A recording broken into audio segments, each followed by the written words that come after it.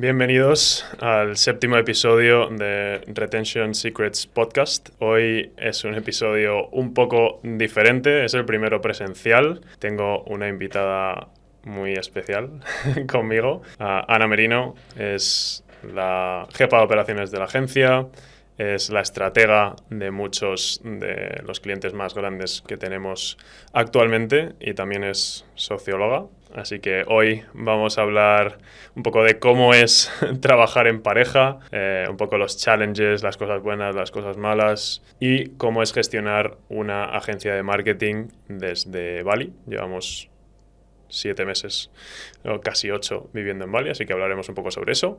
Pero antes de nada, Ana, bienvenida. Gracias. Si quieres, para la gente que no te conozca, que no haya visto alguno de los vídeos de YouTube, preséntate, cuéntanos quién eres. Bueno, pues soy Ana, como bien me ha introducido Iker. Mi background, la verdad es que no tiene nada que ver con marketing. Estudié sociología y luego hice un máster en investigación social. Creo que eso me da ventajas en el trabajo que hago actualmente, tanto por el trato que tenemos con los clientes como todo el background para ser estratega en este aspecto. Y bueno, pues mi objetivo era ser investigadora, pero conocí a Iker y todo cambió. Y nada, ahora estoy muy contenta con el puesto que tengo y contenta de estar aquí también para contar todo. Vale, quiero empezar un poco para que la gente tenga contexto. ¿Cómo has acabado aquí a día de hoy? ¿Cómo llegas hasta Yo tampoco aquí? lo tengo muy A claro. modo de resumen, ¿cómo empiezas siendo socióloga, yendo a la universidad, teniendo un camino un poco más convencional?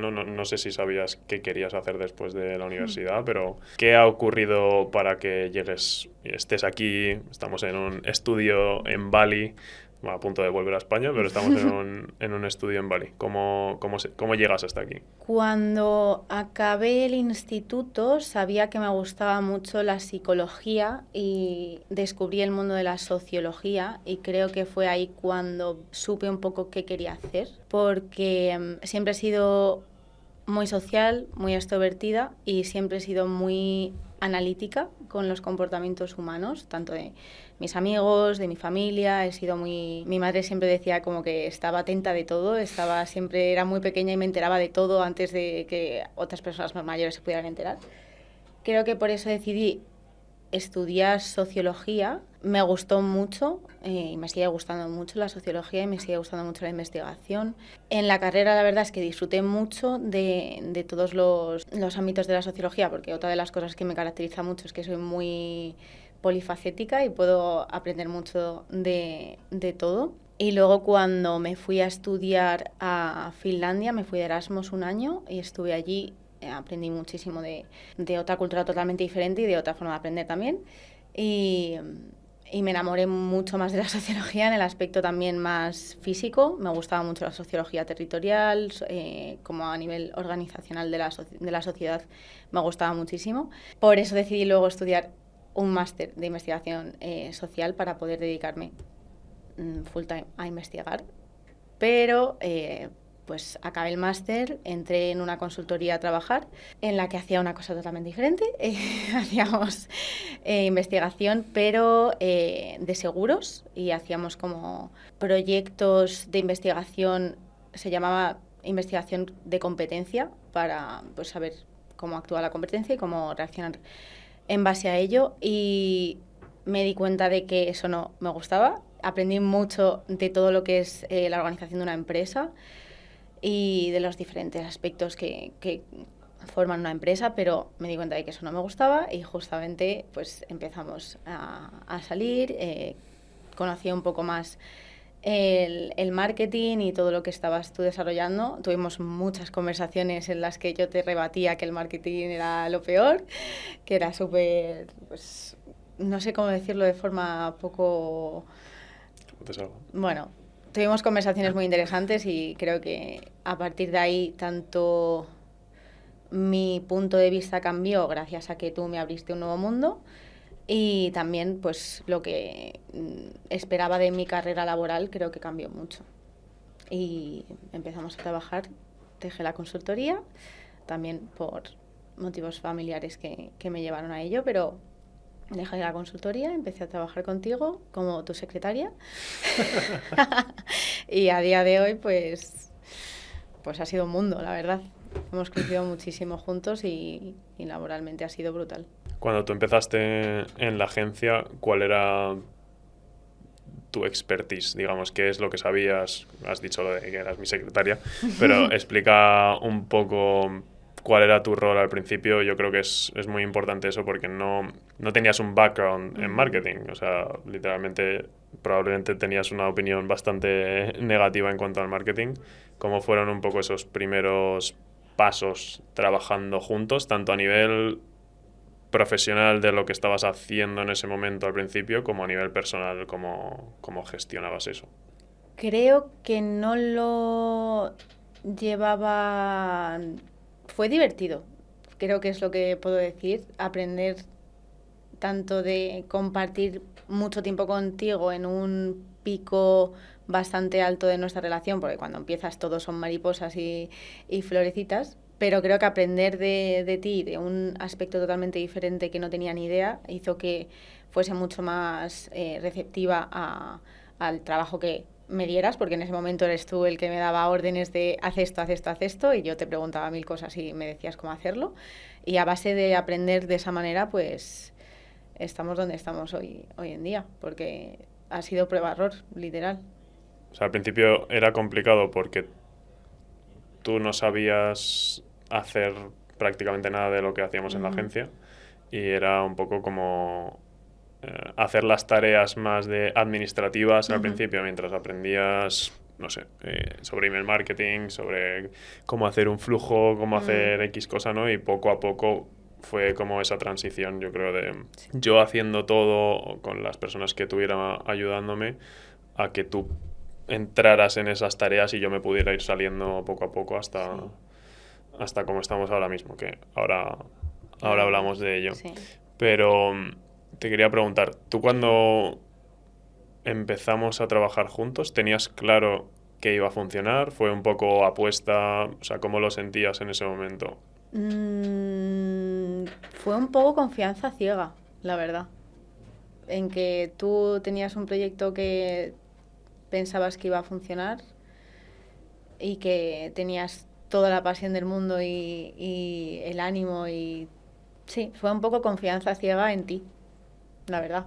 Y querer apoyarte y pues si yo podía ayudarte a que eso saliese para adelante, pues poder ayudarte con todo lo que pudiese. En ese momento era mi tiempo, que hubiese podido invertir en cualquier otro trabajo, pero decidí invertirlo en ti y al final fue una inversión de tiempo y de dinero, porque al final no estaba en un puesto en el que podría haber cobrado mucho más en ese momento.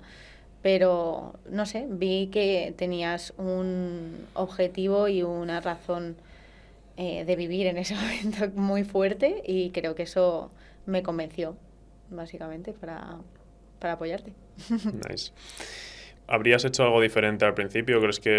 ¿Cuáles crees que fueron algunos errores que cometimos? ¿O qué cosas crees que hicimos bien? ¿Qué cosas crees que hicimos mal? Sobre todo en esa primera fase en la que tú no tenías ese expertise. Es que creo que aprendimos tanto de hacerlo mal que no sé si volvería atrás para cambiarlo. Pero bueno, ahora sabiendo más o menos cómo tenemos estructurada la agencia, hubiese hecho muchos más sistemas. Hubiese dejado por escrito muchas cosas que no hice. Creo que también hubiese buscado antes personas que nos pudiesen ayudar en este ámbito tan específico que es el email, que creo que en ese momento había muy pocas y pues no en un nivel de profundidad en el que a lo mejor hubiésemos querido aprender. Pero yo siempre bromeaba con Iker porque decía que no había una persona que supiese más de lo que ya sabía. Entonces era como impotencia. Ahora me doy cuenta de que hay miles de personas que saben más y que de las que podemos aprender una cantidad tremenda de cosas.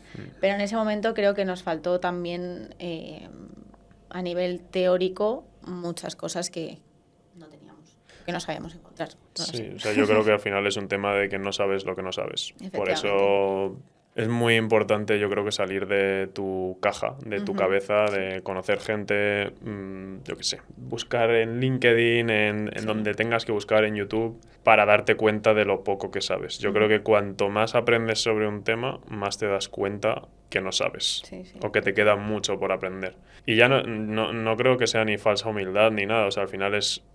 Yo al principio, por ejemplo, creía que podía hacer que las marcas generaran un 40% de su facturación gracias a email, y luego, gracias a ir aprendiendo ciertas cosas, me he dado cuenta de que el email es solamente una pata pequeña de todo lo que es un e-commerce o de, cualquier empresa en general, ¿no? Y yo creo que ese aprendizaje te va manteniendo bastante humilde, sí, total, diría. Sí, ¿no? Y yo creo que es importante también esa mentalidad de no saber nada, aunque creo que somos muy expertos en lo que hacemos, pero siempre, todos los días aprendemos algo diferente, y eso creo que es lo que hace que sea divertido día a día y apasionante, porque todo el rato vas aprendiendo cosas nuevas todos los días, y hay una mejora de algo, o hay algo que no sabías y que te ha salvado la vida o que te podía haber salvado la vida en muchas ocasiones. A mí me parece apasionante, la verdad. Sí, yo hice un post en LinkedIn hace poco en el que decía: tienes que tener la confianza del número 1 con la mentalidad del número 2. Es decir, tienes que creerte y tener la confianza de que vas a ser el mejor, porque si ni tú mismo lo piensas, nunca lo vas a ser, porque nadie más va a pensarlo por ti, nadie va a ser la persona que más apoyo te dé. O sea, eres tú mismo contra el mundo, digamos, ¿no? Que luego tienes, pues, a tus padres, a tus amigos, pero al final, si tú mismo no te lo crees, no lo vas a conseguir.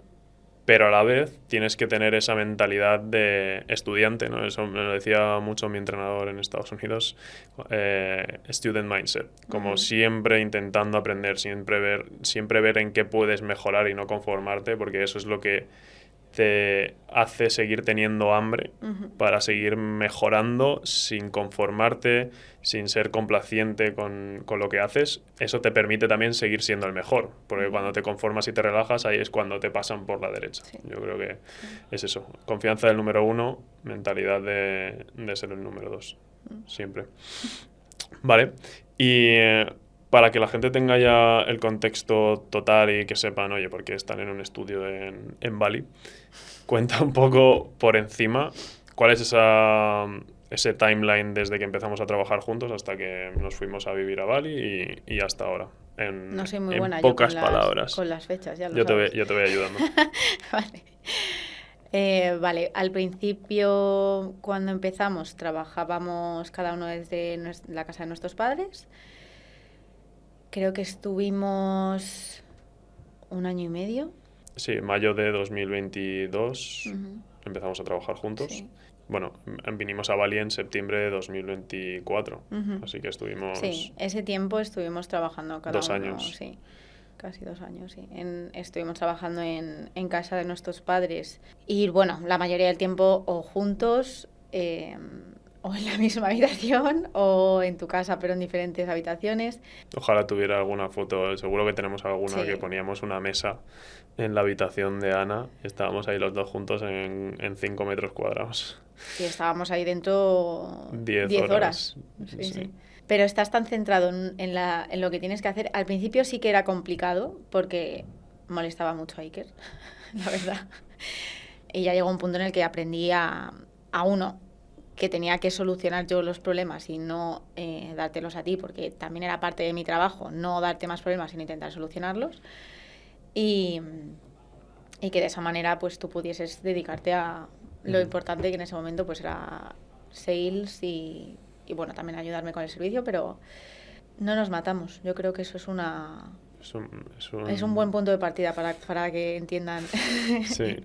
Porque fue intenso, la verdad. Sí, o sea, al final, para que se entienda, al principio Ana tenía 0 expertise de nada, de email marketing, o sea, empezaba desde 0, literal. Hubo unos meses que al final tenía que estar cada 5 minutos, cada 10 minutos respondiendo llamadas, respondiendo mensajes por Slack, y para mí al principio era un challenge porque era como, vale, estoy ayudando a una persona a mejorar sus skills, pero a la vez me está llevando más tiempo y tengo que hacer todo lo que hacía antes y era un desafío. O sea, yo lo pensaba como una inversión a largo plazo que tarde o temprano pues me iba a ayudar a poder dedicarme a esas cosas, y creo que un poco la razón por la que empezamos a trabajar juntos fue que te dije, mira, si me ayudas, nos vamos a poder ir a donde queramos, a vivir, a hacer lo que queramos antes.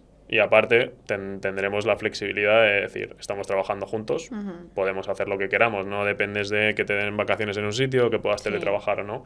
Y eso también era un punto muy favorable. Luego hablaremos de los challenges y un poco del lado oscuro, ¿no? de trabajar con tu pareja. Pero creo que, o sea, empezó por ahí. Y luego, ya cuando las cosas empezaron a ir bien y el año pasado, 2024, ya nos planteamos, vale, a dónde queremos ir a vivir, o por lo menos a pasar unos meses, ¿no? Y estuvimos planteándonos ciertas opciones. Que cuenta un poco cuál fue ese proceso de decisión. En realidad fue muy corto. Es que si hay algo que te caracteriza a ti, porque en realidad yo sí que soy más de darle vueltas a las cosas, aunque luego sí que soy impulsiva en otras cosas,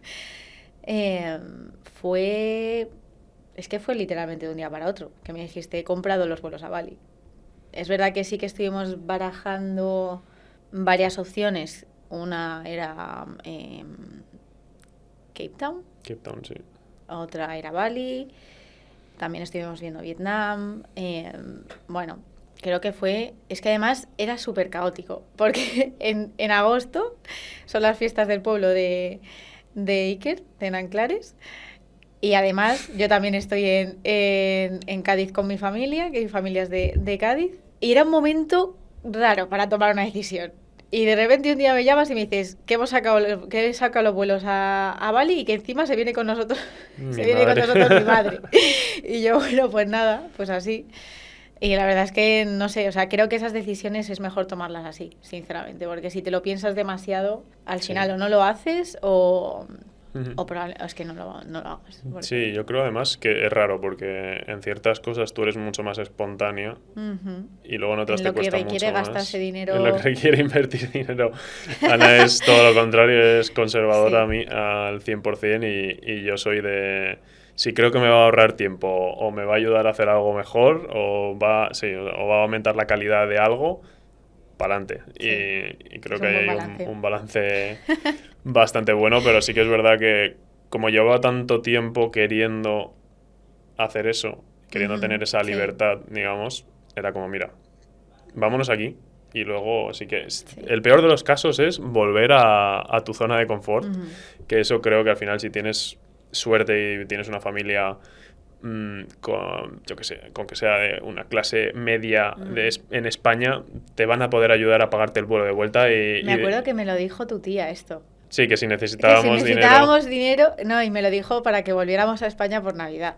Me dijo, si necesitáis dinero, que sepáis que hacemos un fondo todos para que podáis venir.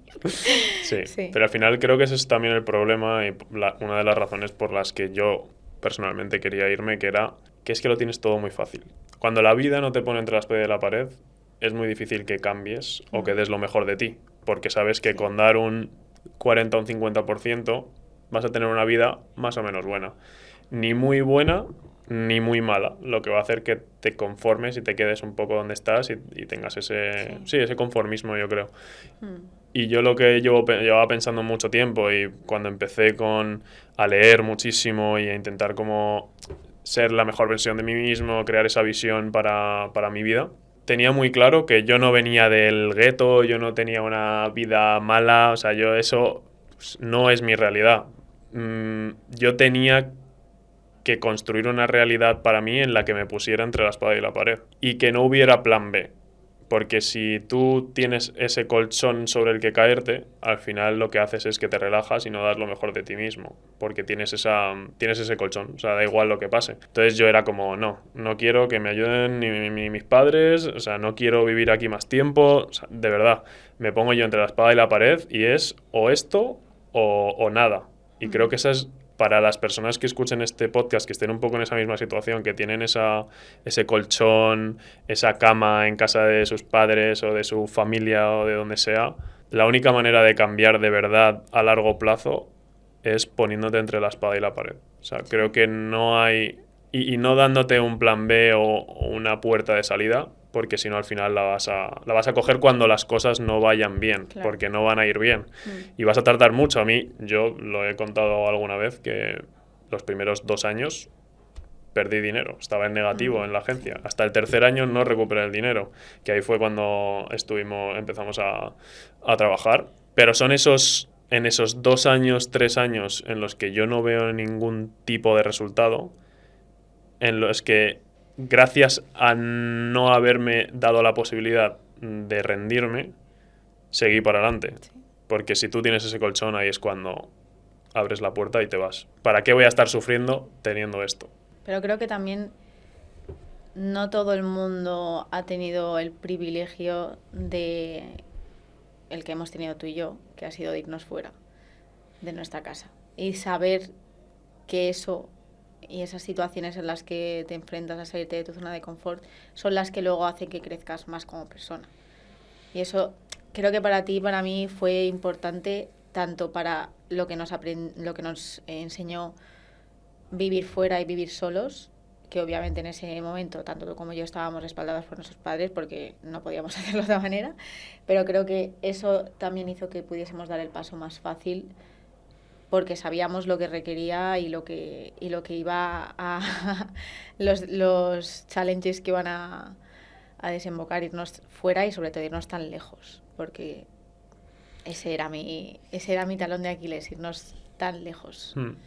Sí. Y a un sitio un poco mitificado, creo, porque Bali está muy mitificado en muchos niveles, entonces... Sí, lo único, yo creo que sí que es verdad que a mí el haber hecho tanto deporte de alto nivel, creo que me hizo tener muy claro todo lo que luego he visto intentando emprender y con la agencia y demás, los obstáculos, el no rendirte cuando todo va mal, sí, el tener que darlo todo. O sea, al final creo que el deporte te enseña muchas cosas, sobre todo cuando no ganas. Al final, si ganas, te acostumbras a que las cosas te vayan de cara, y es muy difícil porque el deporte no hay nadie o prácticamente nadie que no haya perdido nunca, ¿no? Solo el 0,001% igual no ha perdido nunca, pero vamos, es lo que digo. Todo el mundo en su vida que ha hecho deporte ha perdido en algo. Y esto justo se lo escuché a Federer hace poco, que decía en un speech en una universidad, no sé si era en Suiza, Roger dijo como: he ganado el 80% de los 1524 partidos que he jugado, pero ¿a qué no sabes cuántos puntos he ganado? El 54%. Es decir, el mejor o uno de los mejores tenistas de la historia solo ha ganado un poco más de la mitad de los puntos de los que ha disputado. Y eso te da la perspectiva de que tienes que acostumbrarte a perder, y creo que el deporte te enseña mucho eso, esa resiliencia a pierdes, aprendes, te levantas y otra vez, y te chocas contra la pared, te vuelves a caer, vuelves a ver qué puedes hacer y para adelante otra vez, ¿no? Y creo que ahí está un poco la clave, por lo menos para mí, aparte de yo luego tener esa mentalidad de decir, oye, es que es o por aquí o por aquí, ¿sabes? Porque es que si no,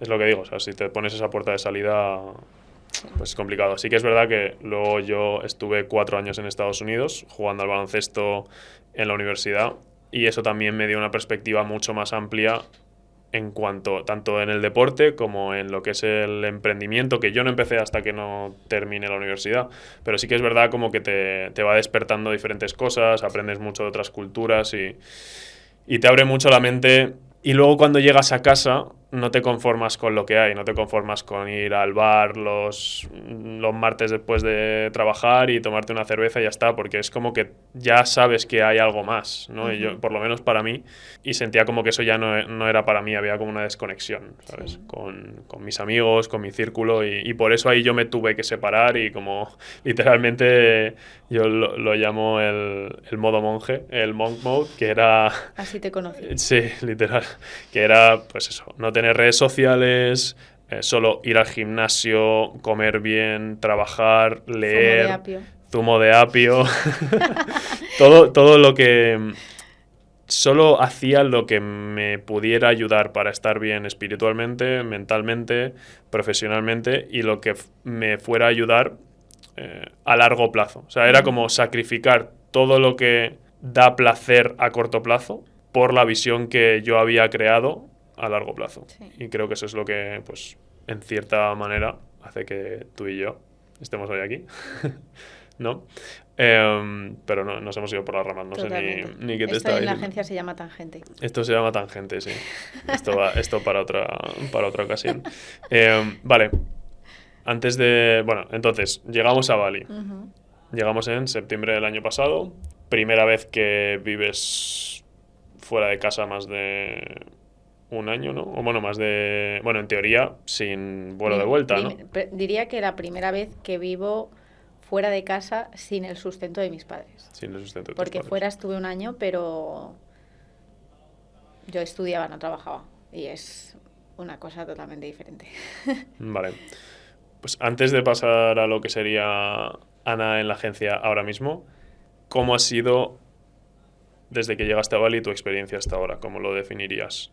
Tanto a nivel personal, de estilo de vida, calidad de vida, como de gestionar una agencia desde, bueno, a 18 horas de España, que es de donde son la gran mayoría de nuestros clientes. ¿Cómo lo definiría? Pues... Puedes ir por fases, sí. Si has tenido como fases en Bali Es que llegamos en un momento complicado, también lo creo. ¿Sabes? Estoy pensando en septiembre y es justamente el pico de trabajo o el comienzo del cuarter con un pico de trabajo más fuerte. Por Black Friday. Por Black Friday y por Navidad. Entonces, en ese momento creo que aprendimos mucho que tenemos que invertir horas y es que da igual lo que digan, que va a haber un momento en el que vas a tener que estar trabajando muchas horas. A ti y a mí se nos pasaba corriendo. O sea, yo no sé a ti, pero a mí esos primeros meses es que se me pasaron volando y los disfruté bastante. A nivel agencia, si veo quiénes éramos y cómo éramos en septiembre, es que ha sido un cambio brutal. En todos los aspectos. En el aspecto operacional, porque me di cuenta de que era muy importante hacer SOPs y tener sistemas y todo lo que tú me has dicho todo el rato. Y también porque pues ampliamos el equipo, tuvimos muchos clientes y ahora mismo tenemos una calidad de clientes muy altos que no es que nos exijan, sino que somos nosotros mismos exigentes con el trabajo que damos. Entonces fue un cúmulo de situaciones que hizo que teníamos que crecer por narices, no teníamos otra opción. Entonces en ese momento fue intenso porque era la primera vez que salíamos de casa los dos sin el sustento de nuestros padres. Era la primera vez que estábamos gestionando juntos una empresa que en ese momento pues estaba muy en desarrollo y también en un país con una cultura totalmente diferente, con una hora totalmente diferente y sin tu gente y sin tu familia cerca, que por un lado está bien porque en ese momento igualmente tampoco les podíamos haber visto por toda la cantidad de horas que estábamos trabajando, pero por otro lado pues obviamente pierdes el apoyo o el tiempo con esas personas. Entonces fue un cambio bastante brusco e innecesario, ahora que lo veo para atrás, la verdad. ¿Por qué crees que era necesario? Porque creo que si no lo hubiéramos hecho así no hubiera pasado, no estaríamos ahora mismo aquí donde estamos y con el equipo que tenemos, con los clientes que tenemos, o sí hubiésemos llegado, pero no en ese tiempo. Es que al final fue un cambio muy fuerte y bueno, lo vemos en los resultados y en cómo ha crecido la agencia. Sí, una de las cosas que creo que te decía cuando estábamos nosotros en el Q4 del año pasado, cuando empezó Black Friday, estábamos trabajando en un coworking. Uh-huh. Y yo siempre te decía cuando te agobiabas, no sé si te acuerdas, que piensa en el Black Friday del año pasado, ¿no? Y, uh-huh. lo que ha dicho antes Ana, de que estábamos trabajando en una habitación, literalmente con una mesa plegable y... La mesa de mi... La silla la silla de mi madre. La silla sí, la rompeespaldas. Y trabajando 10, 12 horas, pues eso, acabando a las 10 de la noche, 11 de la noche, empezando luego otra vez a las, no sé, a las 8 de la mañana, 9 de la mañana. Y por una parte era como, sí, o sea, tenemos mucho trabajo, estamos agobiados y demás, pero por otra era, mira por la ventana y mira la selva, mira el atardecer. Vistas, la verdad. Y creo que es muy importante tener perspectiva, porque no es lo mismo estar trabajando muchas horas, en este caso desde Alcorcón, ¿no? Y no ver la luz de nada, no ver la naturaleza, no tal, que pues estar en un sitio como Bali, por ejemplo. Y que, bueno, sí, trabajas muchas horas y habrá épocas de más desbalance, menos desbalance, pero luego sales, tienes el mar, tienes la playa, tienes una cascada, tienes lo que quieras en realidad. O sea, creo que es importante también tener perspectiva, ¿no? De decir, mira, estoy sufriendo, pero estoy sufriendo en un sitio que es muy bonito, ¿no? Y creo que eso también, o sea, al final creo que es eso, es tener un poco de perspectiva, darse cuenta de que las cosas malas son buenas por una cosa o por otra, ¿no? Te van a hacer aprender. Yo lo que le decía mucho a Ana era, y que ella también me lo dice a mí ahora también, es cuando pasa algo malo estás aprendiendo muchísimo. O es como, es bien, porque de esto vamos a sacar algo bueno, y estás seguro que pase lo que pase, vas a aprender muchísimo. Sí. Sea algo malo, sea algo bueno. Es la única forma de verlo con perspectiva, y creo que realmente lo pienso. O sea, somos quienes somos ahora mismo y tenemos la información que tenemos gracias a esos errores que hemos cometido, y hemos cometido muchos. Entonces, bueno, y creo que en ese momento también lo que estaba pensando era la responsabilidad que teníamos y lo feliz que me hacía poder ayudar a todas esas personas. Y a día de hoy seguimos aprendiendo muchísimo. Bueno, ahora quiero hablar un poco ya de, digamos, de cómo es trabajar juntos, un poco los pros y contras, y quiero empezar por ahí. ¿Cuáles dirías que son, después de trabajar más de 2 años juntos, más de 2, 3, 2? Bueno, no sé, he perdido la cuenta. Eso es bueno. Después de trabajar este tiempo juntos, ¿cuáles dirías que son los pros y los contras de trabajar en pareja?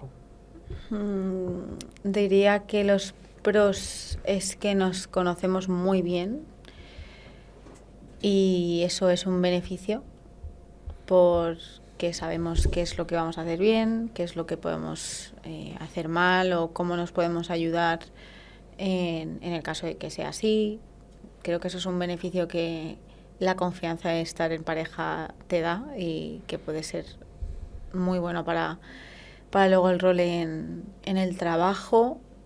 También creo que te da flexibilidad, mucha flexibilidad, porque cuando yo he estado mala tú me has apoyado, y cuando tú has estado malo yo te he apoyado. Aparte de cuidarnos, porque también nos tenemos que cuidar, aparte de suplir lo que haga el otro. Y en general creo que hay más beneficios que contras, la verdad. ¿Cuáles crees que son los contras? Pues lo que se imagina todo el mundo. Pues que nos cabremos en el área personal, pero tengamos que venir al área laboral como si nada.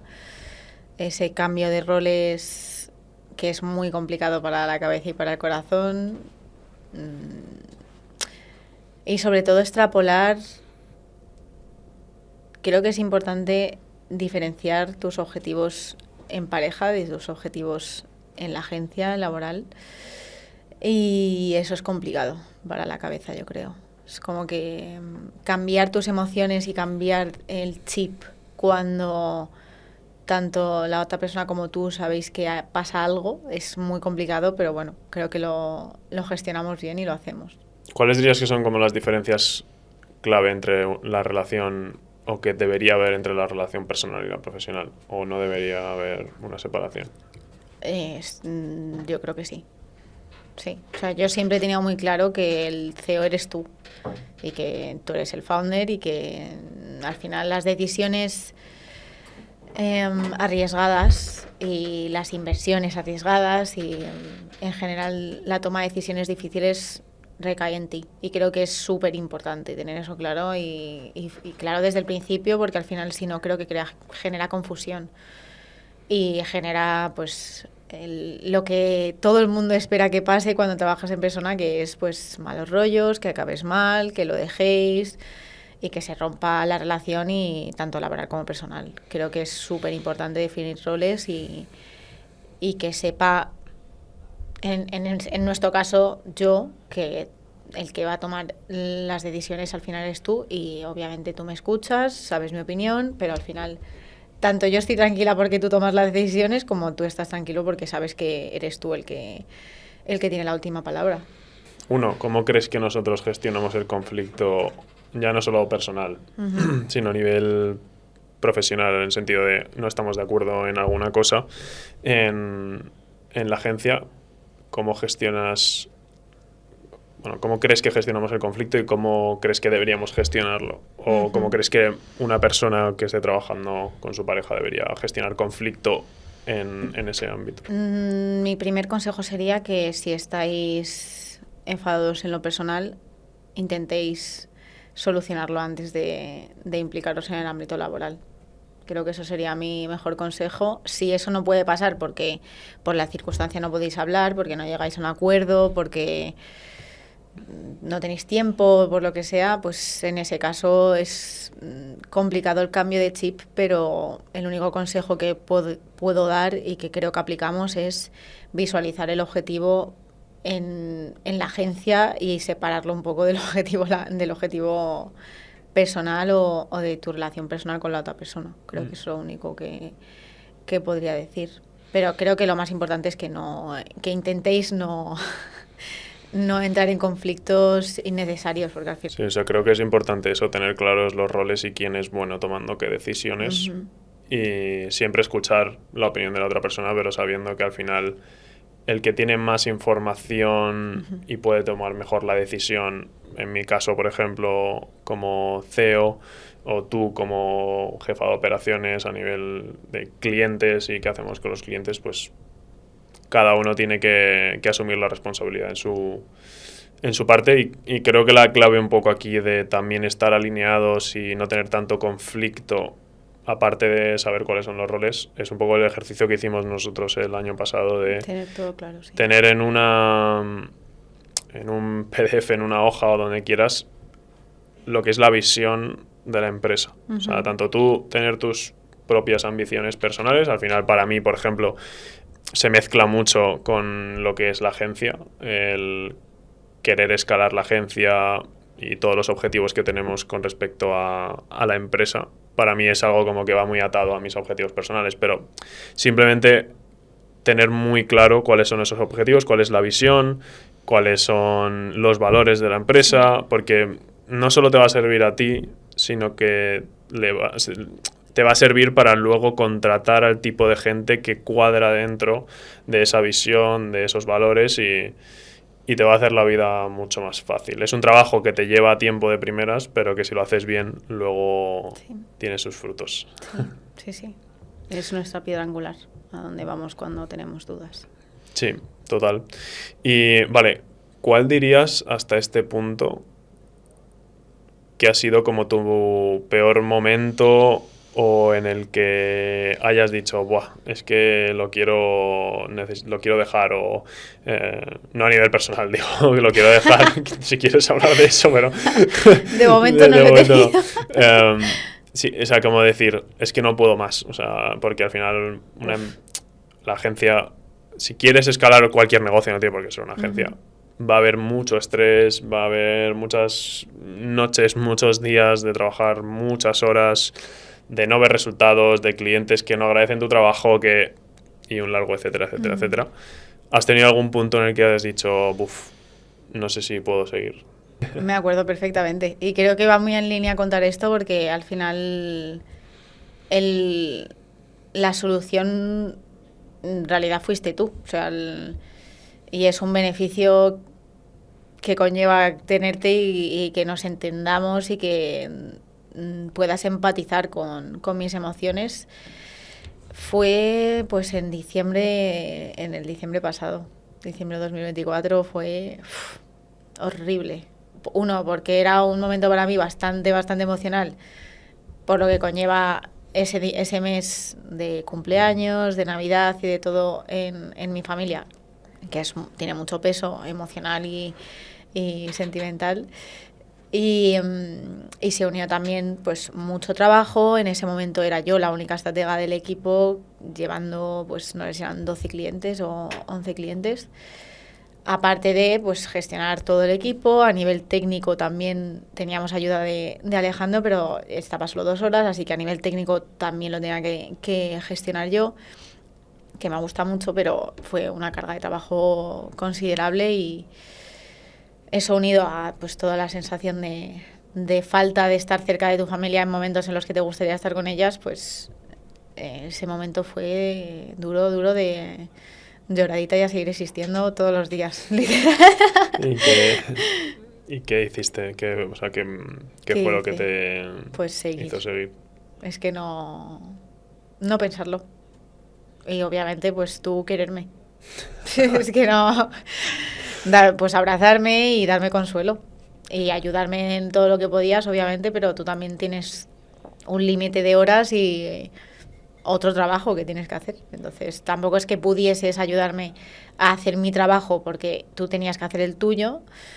Y yo lo entendía perfectamente, obviamente. Y pues nada, es que no pensarlo, porque como lo pienses te hundes. Sí, yo lo que ha dicho de lloradita y a seguir existiendo es una frase que decimos desde hace unos cuantos meses, porque es normal, al final hay días en los que hay mucho trabajo, mucho estrés, no salen las cosas bien, etcétera, etcétera. Entonces es importante entender que, bueno, pues si tienes un día malo, si lo ves todo oscuro, que no... Creo que el problema y un poco lo que yo siempre intentaba ayudarte a ver en ese sentido es cómo te sientes ahora no es cómo te vas a sentir siempre, que creo que es un poco lo que proyecta la gran mayoría de personas y que hace que se rindan y digan, bah, no, esto no es para mí. O sea, al final, si eres capaz de entender que ese sufrimiento tiene un tiempo y tiene un pues tiene un límite a nivel de que no va a durar para siempre, eso te ayuda a seguir existiendo. Y por eso si estás mal, si tienes que llorar o tienes que pegar un grito al cielo, hazlo y sigue. Sí. Y ya verás cómo todo se soluciona. O sea, si no se soluciona, ¿para qué te vas a preocupar? Porque no puedes hacer nada. Sí. Yo lo que intento pensar siempre es, vale, ¿qué tengo? ¿Qué puedo controlar? ¿No? Y si no lo puedo controlar, ¿para qué me voy a preocupar si no puedo hacer nada? Entonces, de lo que puedo controlar, voy a hacer todo lo que pueda y tengo que vivir con el resultado y con lo que pase. Pero creo que es eso. Entonces, si estás mal, lloradita. Y tener perspectiva. O sea, es que yo creo que es que si viese los problemas, o sea, y es que me acuerdo de algunos problemas que tenía cuando empezamos en ese momento, que te llamaba porque estaba nerviosa, porque tenía que escribir un mensaje por el grupo del cliente. Está bien y email. Ahora Iker ni entra en el grupo del cliente, ¿sabes? Sí. Pero sí, la perspectiva o sea, creo que es súper importante pensar que el problema que tienes en ese momento es algo que en otro momento, en X meses, vas a mirar y vas a decir, ¿pero qué? ¿Por qué? Los dragones se vuelven diferentes. Efectivamente. Pero bueno. ¿Qué dirías que es lo más difícil de escalar la agencia hasta el punto que estamos ahora? La falta de sistemas probablemente creo que es algo que la gente no le da importancia. Creo que es algo que me he dado cuenta la gente acá, yo hace 3 meses. La gente 2 puntos. 3 meses tampoco, pero 5 o 6. Creo que sí. O sea, creo que es algo que la gente no habla y que en realidad es lo más importante. Porque lo que hace falta para escalar una agencia es el tiempo de otras personas y que puedan ejecutar lo mismo que tú haces, pero por X. Sí, que puedan dedicarse a esa tarea el tiempo completo y que, o sea, al final esto es lo que creo que es lo que es más difícil de entender, porque cuando tú contratas esperas que una persona haga igual de bien tu trabajo. Y creo que lo que hemos hecho bien nosotros, por ejemplo, es, vale, de todo el servicio que damos, ¿cuáles son las tareas principales? Y una persona no va a hacer igual de bien lo que haría yo o lo que harías tú si hiciéramos todo. Pero si tú pones a un experto en copy, a un experto en diseño, a un experto en clavillo, la herramienta que sea, cada uno en su posición, haciendo ese trabajo todo el día, todos los días, de esa manera sí que van a hacer el trabajo mucho mejor que tú. Entonces es también tener un poco el... O sea, no es ni siquiera un salto de fe, es pensar, oye, vale, pues si yo delego esta tarea en esta persona, si la hace 8 horas todos los días, probablemente la pueda hacer mejor que yo, que tengo media hora cada día o cada semana, ¿no?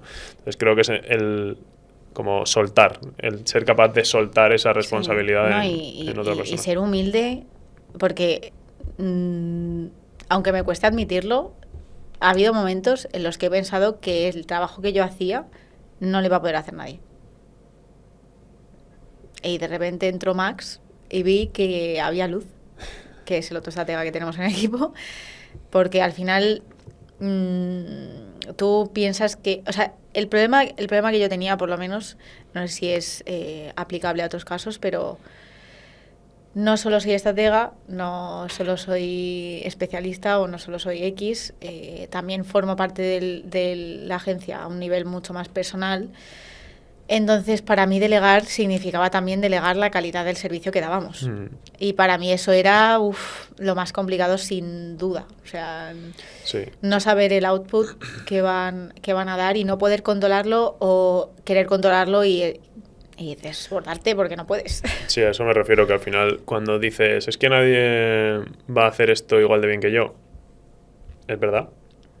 Y igual necesitas a 3 personas en vez de a una, porque creo que ese es un poco el error, ¿no? De decir, no, una persona va a hacer lo mismo que yo. Claramente no tiene todo el contexto que tú tienes de haber trabajado, de preocuparte por todos los aspectos del negocio, por los clientes, por tal. Por eso es importante entender que igual una persona no te sustituye, igual tienes que contratar a 3 o a 4. Y de esa manera, con esas 3 o 4 personas, ahí sí que vas a poder delegar eso y tú te vas a poder centrar en otras cosas. Sí, yo creo. Sistemas para que aprendan. Sistemas, sí. Para que sepan hacerlo. Sí. Y es muy complejo porque esto lo dejamos somos para un nicho bastante importante. El tema sistemas lo podemos dejar para otra ocasión. Sistemas, vale, ya casi para terminar, ¿recomendarías a la gente trabajar en pareja? Siendo honesta, no. Pues porque va a sonar muy egocéntrico, pero creo que tú y yo somos una excepción. Sinceramente. No creo que todo el mundo se comunique igual que tú y yo. No creo que todas las parejas o las que quieran emprender juntas saben la importancia de la relación la relación personal antes de la laboral. Creo que es complejo y no todo el mundo está preparado para ello. Sí, creo que al final tienes que tener una comunicación muy fuerte y también estar dispuesto a tener muchísimo conflicto. Sí. Porque creo que nosotros tenemos conflicto constantemente, tanto personal como profesionalmente, pero al final tienes que tener comunicación proactiva, diría, de siempre pensar, o sea, no hablar cuando surja algo, sino hablar para prevenir, ¿no? Y creo que eso te va a ayudar tanto a prevenir problemas personales como a prevenir problemas profesionales, pero cuando estás emprendiendo en un proyecto y quieres crecer algo, yo creo que lo normal es que como toda tu energía va ahí, lo que más se va a resentir es la parte personal. Entonces, o tienes muy buena comunicación y eres capaz de superar los obstáculos con esa persona, sabiendo que no siempre vas a estar bien, que si no estuvieras trabajando 10 horas al día todo sería mucho mejor, ¿no? Entre comillas, por lo menos a nivel personal.